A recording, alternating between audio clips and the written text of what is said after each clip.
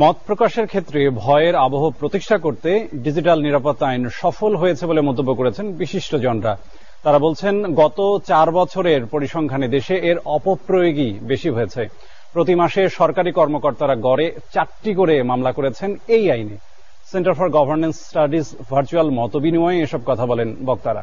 তাদের অভিযোগ, ভীতিকর পরিবেশ তৈরি করাই ছিল ডিজিটাল নিরাপত্তা আইনের উদ্দেশ্য। ইসমাইল সর্দারের প্রতিবেদন।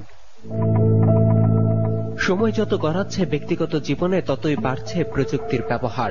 এমন পরিস্থিতিতে তথ্য প্রযুক্তি সুরক্ষায় 2018 সালে 18 সেপ্টেম্বর ডিজিটাল নিরাপত্তা আইন তৈরি করে সরকার। তবে বর্তমান সময় পর্যন্ত আইনটির ব্যবহার নিয়ে তীব্র আপত্তি রয়েছে সাংবাদিক সহ সুশীল সমাজের মাঝে।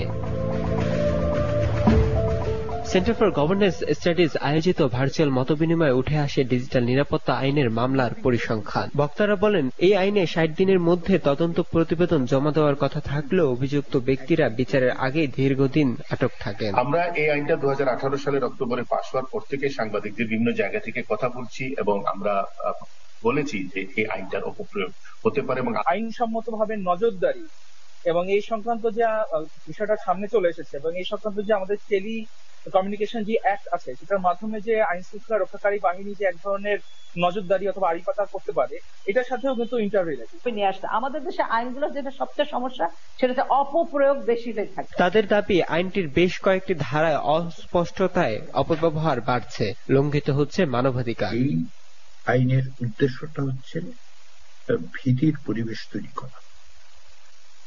কে কেন অভিযুক্ত হচ্ছে সেটা হচ্ছে বড় কথা, হচ্ছে যে অভিযুক্ত হতে পারেন আপনি, এইরকম একটা ভীতি তৈরি করে দেন। আইনটির বিতর্কিত ধারাগুলো সংশোধন করা প্রয়োজন বলে মত দেন সিজিএস এর নির্বাহী পরিচালক জিল্লুর রহমান। বাংলাদেশে দীর্ঘদিন যাবত যে ভয়ের আবহাওয়া আছে বা ভয়ের সংস্কৃতি আছে সেটিকে আরো প্রতিষ্ঠিত করেছে এই ডিজিটাল সিকিউরিটি অ্যাক্ট। ইসমাইল সর্দার, এসটিভি, ঢাকা।